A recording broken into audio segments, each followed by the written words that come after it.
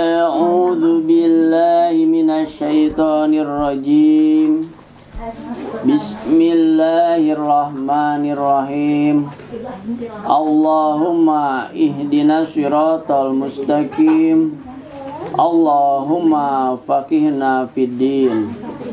Allahumma iftah alaina hikmataka wansur alaina min khazaini rahmatika ya arhamar rahimin. Rabbis rahli sadri wa yassirli amri wahlul 'uqdatam min lisani yafqahu qawli. Assalamualaikum warahmatullahi wabarakatuh. Waalaikumsalam warahmatullahi wabarakatuh. Alhamdulillahi rabbil alamin. Alhamdulillahilladzi ja'ala sakinata fi qulubil mu'minin liyazdadu imani ma imanihim. Asyhadu an la ilaha illallah wahdahu la syarikalah wa asyhadu anna Muhammadan abduhu wa rasuluh allazi la nabiyya ba'dah. Allahumma shalli ala Muhammad wa ala ali Muhammad. Ya ayyuhallazina amanu taqullaha haqqa tuqatih wa la tamutunna illa wa antum muslimun. Amma ba'du. Qala Allah ta'ala fil Qur'anil Karim. A'udzu billahi minasy syaithanir rajim. Bismillahirrahmanirrahim. Surah 40, Surah Al-Mu'min atau Ghafir. Jadi ada dua nama, Al-Mu'min atau Ghafir. Suratnya yang ke-40. Ayat 39. Allah berfirman, Ya qaumi innama hazihil hayatud dunya mata'u wa innal akhirata hiya darul qarar. Man amila sayyi'atan fala yujza illa mithlaha wa man amila sholihan min dzakarin aw untha wa huwa mu'min fa ulaika yadkhulunal jannata yurzaquna fiha bighairi hisab. Shadaqallahul adzim. Surah Ghafir atau Al-Mu'min ayat 39 dan 40.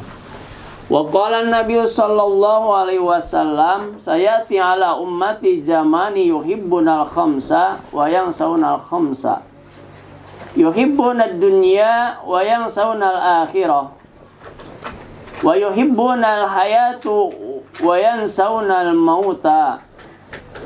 Wa yuhibbunal qasura wa yansawunal qubura. Wa yuhibbunal mala wa yansawunal hisaba. Wa yuhibbunal khalaqa wa yansawunal khaliqa. Al-hadis. Alhamdulillah, kita panjatkan puji dan syukur kehadirat Allah Subhanahu wa taala. Salawat dan salam tak lupa kita limpah curahkan kepada junjungan kita, suri tauladan bagi kita, panutan bagi kita Nabi Muhammad sallallahu alaihi wasallam, dan juga semoga terlimpah kepada keluarganya, para sahabatnya, tabi'in, tabi'ut tabi'in, dan umatnya di mana saja berada, di antaranya kita semua. Hari ini akan mencoba mengangkat salah satu hadis di mana kebanyakan manusia sangat mencintai yang 5 perkara dan melupakan urusan yang 5 perkara. Jadi manusia ini banyak yang cinta terhadap 5 hal ini, tetapi lupa terhadap yang 5 hal yang seharusnya lebih kita ingat, karena itu adalah tujuan hakikat kehidupan, yaitu darul akhirah. Sebelum membahas hadis, saya angkat tadi salah satu ayat dari Al-Quran, surah Al-Mu'min, di mana Allah berfirman, Ya qaumi, wahai kaumku, innama hazihil hayatud dunya mata'un. Sesungguhnya tiada lain kehidupan dunia ini adalah mata'un, kesenangan yang sekejap, kesenangan yang hanya sebentar. Wa innal akhirata, dan sesungguhnya kehidupan akhirat itu hiya darul qaror. Dia adalah kehidupan atau tempat tinggal al-qaror, tempat tinggal yang penuh dengan kekekalan, yaitu abadi. Ya. Jadi ayat ini menjelaskan bahwa kehidupan dunia yang sedang kita rasakan hari ini, yang sedang kita lakukan hari ini, kata Allah, kata Rasulullah, itu adalah tidak abadi atau hanya sementara. Contoh kecilnya, kehidupan dunia ini, kehidupan kita diakhiri dengan kematian.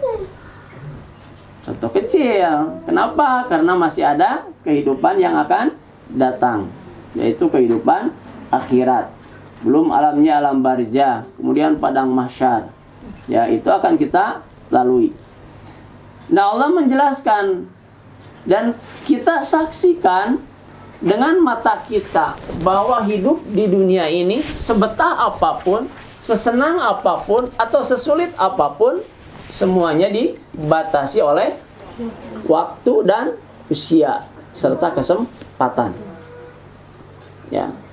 Dan Allah menjelaskan wa innal akhirata hiya darul qaror, bahwa kehidupan akhirat itu adalah tempat tinggal yang abadi, kekal. Contoh kecil, orang yang telah meninggalkan kita lebih dulu atau yang sudah meninggalkan dunia ini, mereka berada di sana, tidak balik lagi ke dunia.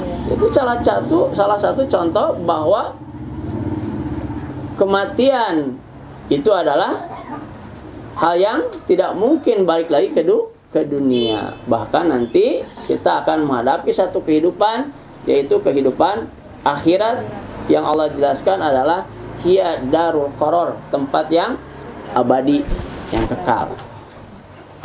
Kemudian Allah menjelaskan man amila sayiatan, barang siapa yang beramal buruk selama hidup di dunia, ya, ibadahnya kurang, bahkan banyak berbuat maksiat atau berbuat dosa, kata Allah, fala yujza illa mislaha, tidak akan dibalas illa mislaha, kecuali sesuai dengan perbuatannya. Mencek orang Sunda mah cenah melak cabe pasti jadi cabe. Melak cabe mau jadi bonteng. Ya, melak bonteng pasti jadi bonteng. Mun melak kahadean pasti menang kahadean. Lamun menang mun melak kagorengan pasti bakal menang gorengan. Kita mau bahasa Sunda. Anu urang wetan mun teu ngartos geus kewena roskeun. Bae melak cabe teh naon? Melak cabe teh menanam cabe, Bu. Ya, jadi melak cabe jadi cabe, melak bonteng jadi bonteng. Melak hade bakal menang kehadean, mun melak goreng bakal menang kagorengan. Ya. Lain gorengan bala-bala. Kagorengan teh kejelekan atau keburukan. Kata Allah, barang siapa yang berbuat buruk, berbuat jelek, ya, maka tidak akan yujza, dibalas ila mislaha, kecuali yang seperti itu. Ya. Wa man amila solihan, dan barang siapa yang beramal solihan, soleh, beramal baik, beramal sesuai dengan yang Allah perintahkan dan Rasulullah contohkan, min zakarin, baik dari laki-laki, au unsa ataupun perempuan, wa huwa mu'min, dan syaratnya adalah dia seorang mukmin. Faulaika, maka bagi mereka itu, bagi siapa? Mereka yang beramal soleh, baik laki-laki ataupun perempuan, yadkhulunal jannah, akan dimasukkan oleh Allah Subhanahu wa taala ke dalam surga. Yurjakuna, mereka diberi rizki fiha, di dalamnya. Ya, dalam surga penuh dengan kenikmatan yang tidak bisa kita hitung nikmat tersebut.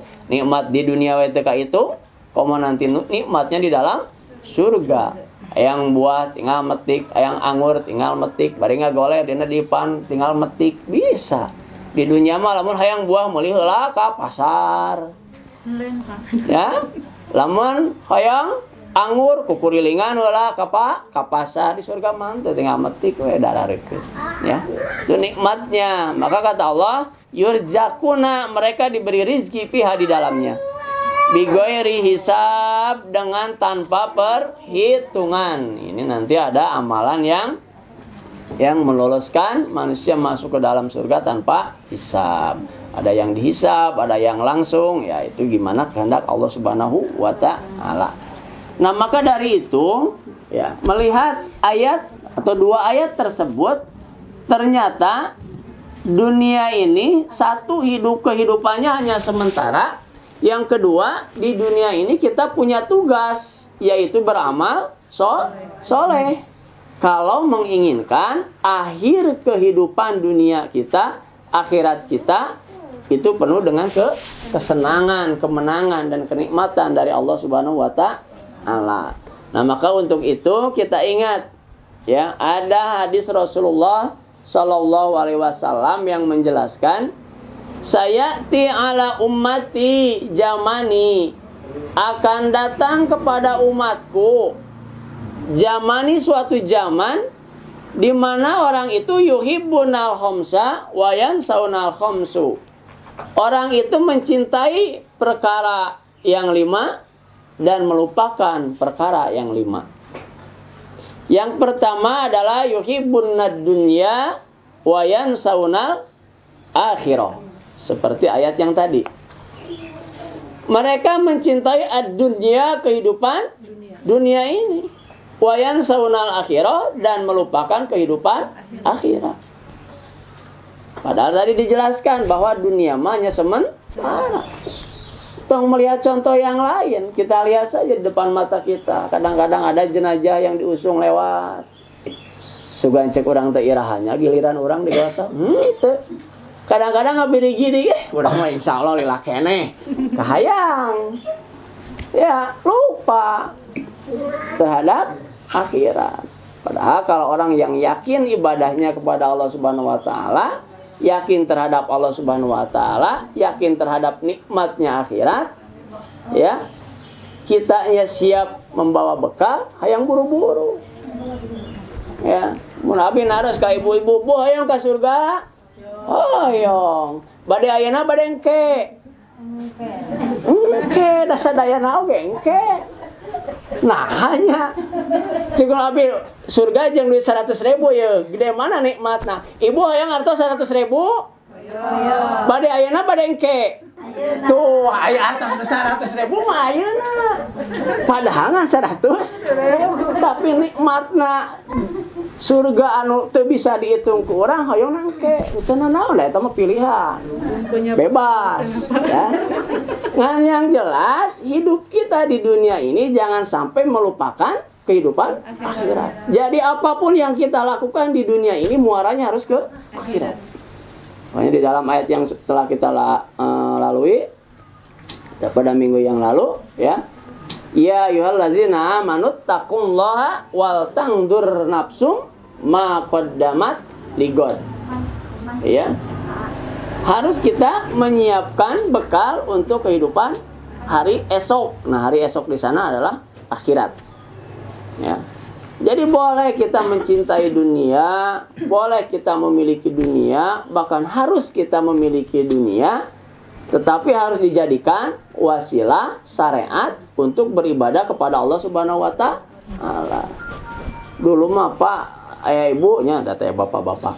Dulu mah Bu, abi teh acan gaduh motor, gaduh motor ngeunah ngaji teh meureunnan. Teu leumpang capek. Terus gaduh motor mah udah ngawas henteu eta teh. Abdi ieu mah duka ibu-ibu mah wallahu alam. Ya, ayeuna teh janjina naon? Abi mah Bu lamun gaduh mobil insyaallah. pek teh ditakdirkeun ku Allah dipasihan mobil kade tabu ucapanana ya kade diange karena ibadah lamun gaduh mobil mah insyaallah ke Masjid Agung teh unggal minggu bade taklim kade teh ucapan teh takdir menang mobilnya wallahu alam qadarullah daya Allah mah maha kuasa nya tak kade kedah diange ibadah supaya naon supaya hidup dunia ini bukan tujuan kita. Karena hidup dunia ini hanya sementara. Maka diingatkan oleh Rasulullah jauh-jauh hari kata Rasulullah banyak orang yang yuhibbunad dunya wa yansawnal akhirah. Banyak orang yang sangat cinta kepada dunia tetapi melupakan negeri akhirat. Yang kedua adalah kata Rasulullah yuhibbunal hayatu wa yansawnal mauta. Orang yang sangat mencintai kehidupannya wayan saunal mauta dan dia melupakan kematiannya. Hidup teh asa betah asa salilana we. Poho bakal orang bakal mati. Ningali ngalewat nu maot tenang we. Alhamdulillah baturlah urang mancan tenang we.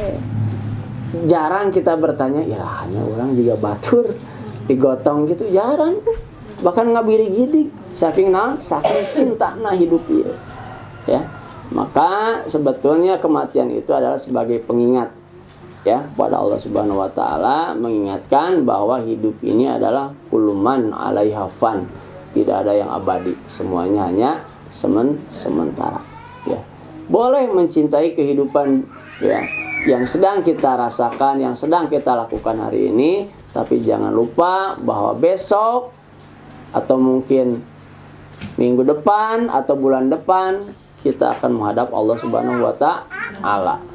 Ya. Yang ketiga adalah yuhibbunal qasura wa yansawnal qubura. Orang yang sangat mencintai kemegahan. Ya, rumah bertingkat. Tetapi dia wayan saunal qasuro melupakan kuburannya. Bu aya nu mesen kayak abi lamun maot di dia nyirian jarang bu. Ya. Bahkan kita mah kumaha hirup ya, teringat kana maot mah mencintai kemewahan. Kata Rasulullah, banyak orang yang mencintai qasuro ya, gedung bermegah-megahan itu sangat dicintainya tapi lupa terhadap kuburannya. Teh bu mendisuunkeun keur iuran tanah wakaf kuburan teh kudu pangageungna teh nyiapkeun keur sada keur urang ya. Urang kadang-kadang lah kuburan ke deui we da urang mah lila keneh nya. Ibunya ibu hoyong engal hoyong lami. Dalami wae ibu mah. Wakilan tuh simpit ya. Hati-hati jadi kata Rasulullah, banyak orang yang mencintai gedung bertingkat, rumah yang mewah, harta benda, tapi lupa dia terhadap kuburannya. Yang keempat adalah yuhibbunal mal. Banyak orang yang mencintai harta, wa yansawnal hisaba. Tetapi lupa terhadap hisabnya.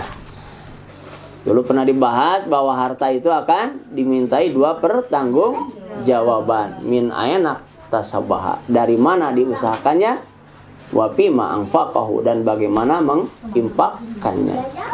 Orang senang mengumpul-ngumpul harta, hati-hati. 1.000, 2.000, 3.000 sampai jutaan itu semuanya akan dimintai pertanggungjawabannya. Tong boro-boro ning orang memiliki rumah anu sakieu ageungna kontrakan we Bu. Itu dimintai pertanggungjawabanana. Ya, padahal cuma kontrakan. Itu teh kontrakan oge tetap milik urang sabulaneun atau setahuneun. Itu semua akan dimintai pertanggungjawaban. Dipakai apa rumahnya? Ya, digunakan seperti apa rumahnya? Dari mana dibuatnya? Seperti apa terus ditanya. Ya, tentang hisab. Sami Bu. Uang kontrakanna dari mana? Geus menang kontrakan teh, kontrakanna dipake naon dihisab. Harta itu semuanya dihisab. Ya, tempat kehidupan ini ya da aya nu ngontrak ibu teu ku artos moal masihan kontrakan Bu. Pasti beda mayar. itu dimintai pertanggungjawaban. Nah, cuma beda tingkat pertanggungjawabannya, ya, tergantung besar dan kecilnya harta yang kita miliki, ya. Kemudian yang kelima adalah yuhibbunal khalaqa wa yansaunal khaliqa. Banyak orang yang mencintai makhluk tetapi lupa kepada yang menciptakan makhluk. Contoh kecil, kita punya keluarga, nyaah buka budak, nyaah kacaroge komo, ya. Tapi kadang-kadang lamun budak meninggalkan orang, mati misalkan, ya, kita seakan-akan tidak menerima. Padahal itu adalah milik Allah Subhanahu wa taala. Kita cinta kepada makhluk termasuk anak kita, suami kita, kalau abi murid istri, ya, saudara kita, tetapi lupa bahwa itu semua adalah milik Allah Subhanahu wa taala yang menciptakan. Jadi kalaupun kita cinta kepada anak, cinta kepada suami atau istri, ya, cinta kepada saudara, jangan lupa berdoa kepada Allah Subhanahu wa taala karena Allah lah yang memiliki. Ya Allah, abdi teh hayang gaduh putra anu soleh, ngadua ka Allah, da Allah nu gaduhna.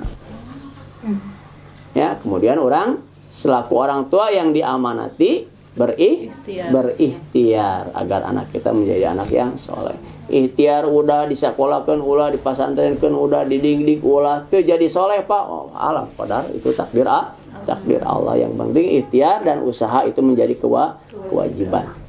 Tugas kita adalah berdoa kepada Allah Subhanahu wa taala karena semua langit dan bumi termasuk isinya itu ada dalam genggaman Allah Subhanahu wa taala.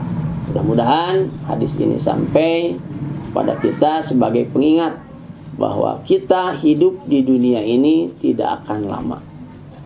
Apa yang harus kita lakukan? Ad-dunya mazra'atul akhirah. Jadikan dunia ini sebagai tempat bercocok tanam amal kebaikan kita, sehingga nanti di negeri akhirat kita bisa memanen hasil yang kita tanam selama hidup di dunia. Kalau nanti penyesalan yang akan datang.